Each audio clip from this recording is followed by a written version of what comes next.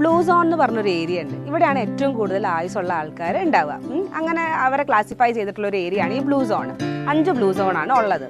അപ്പം ഇവിടെ കുറേ സയൻറ്റിസ്റ്റുകളൊക്കെ പോയി ഒരുപാട് സ്റ്റഡീസൊക്കെ നടത്തും. എന്താണ് ഇവരുടെ ലോങ്ങിറ്റിവിറ്റീൻ്റെ കാരണം എന്താണ്, ഇവരുടെ കീ ടു ലോങ് ലൈഫ് എന്താണെന്നൊക്കെ അവർ സ്റ്റഡീസ് നടത്താറുണ്ട്. അപ്പം ഇവർ നടത്തിയ സ്റ്റഡീസിൽ കണ്ട 4 കാര്യങ്ങളാണ് ഞാൻ ഇന്ന് പറയാൻ പോകുന്നത്. ആദ്യത്തെ കാര്യം പ്രോപ്പർ ഡയറ്റ്, നല്ലൊരു ഡയറ്റ് അവർ ഫോളോ ചെയ്യും.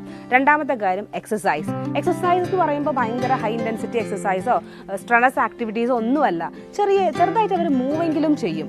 പിന്നെ ചെറിയ വെജിറ്റബിൾ ഗാർഡൻസ് ഉണ്ടാവും. അവർ ഡ്രൈവിനേക്കാളും കൂടുതൽ ഓപ്റ്റ് ചെയ്യുക വാക്കിംഗ് ആയിരിക്കും. അങ്ങനെ സിമ്പിൾ ചെറിയ എക്സസൈസ് ആയിരിക്കും അവർ ഫോളോ ചെയ്യുന്നത്.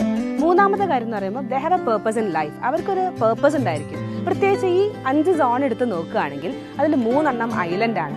ഈ ഐലൻഡുകളുടെ പ്രത്യേകത എന്ന് പറയുകയാണെങ്കിൽ അവിടെ ഈ റിസോഴ്സസ് ഒക്കെ വളരെ സ്കാർസ് ആയിരിക്കും, ലിമിറ്റഡ് റിസോഴ്സസ് ആയിരിക്കും ഉണ്ടാവുക. അതുകൊണ്ട് തന്നെ അവിടെയുള്ള ആൾക്കാർ തമ്മിൽ ഭയങ്കര കമ്മ്യൂണിറ്റി തമ്മിൽ ഭയങ്കര ഹെൽപ്പിംഗ് മെൻറ്റാലിറ്റി ഉള്ള ആൾക്കാരായിരിക്കും. അപ്പോൾ ആ ഒരു പർപ്പസിന് വേണ്ടിയിട്ട് ഡെയിലി എഴുന്നേൽക്കുന്ന ആൾക്കാരായിരിക്കും. ഇനി നാലാമത്തെ കാര്യം എന്ന് പറയുമ്പോൾ they have a social tie, they have a strong bond between friends and families. ഫ്രണ്ട്സും ഫാമിലീസും തമ്മിൽ നല്ലൊരു ബോണ്ടിങ് അവർ തമ്മിലുണ്ടാവും.